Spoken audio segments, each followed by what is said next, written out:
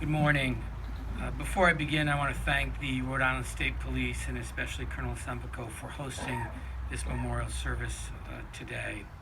It's a tremendous honor and very humbling to be part of this ceremony. Governor Raimondo, Senator Reed, Senator Whitehouse, thank you for your service, for your words, and for your commitment to keep our state and our nation safe. I also want to recognize General Treasurer Seth Magaziner, Mayor Lombardi, my other colleagues in government who are here. Most importantly, I want to acknowledge the families who lost loved ones 16 years ago today who are with us. We cannot begin to understand your pain and remain in awe of the courage you have shown in the face of this tragedy.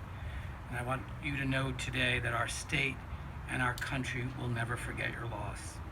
I also want to recognize the police officers and firefighters who are here today and who displayed such heroism and bravery on this fateful day, but also keep us safe every single day. I also want to recognize many of our veterans who have joined us, men and women of our armed forces who are here.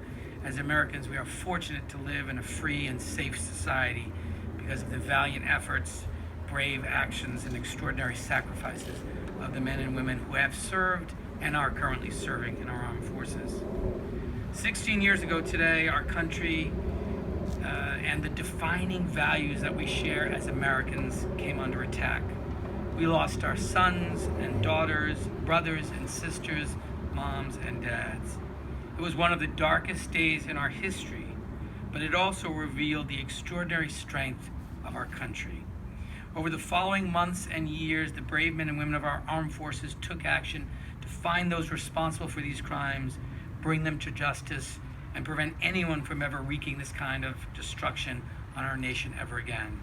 And today our armed forces remain absolutely devoted to rooting out those who would do us harm and making the world a safer place.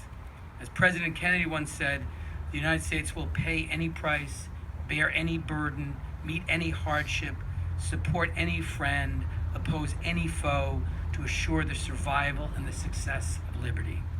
On September 11th, 2001, we witnessed an incredible act of evil. But in the face of this terror, we also saw the true power of the American spirit. We saw this in the first responders at Ground Zero, in the ordinary men and women who donated blood, and in the passengers on board Flight 93, 40 brave souls who laid down their lives for their fellow citizens. In the days and months that followed, thousands of firefighters and police officers volunteered to go to New York, to Washington, and to Pennsylvania to help with the recovery. This is what we're seeing again in the face of great catastrophes in Texas and now in Florida. First responders and everyday Americans stepping up to help their neighbors deal with the unimaginable. These acts of selfless sacrifice and patriotism define what it means to be an American and reveal the virtue of our nation.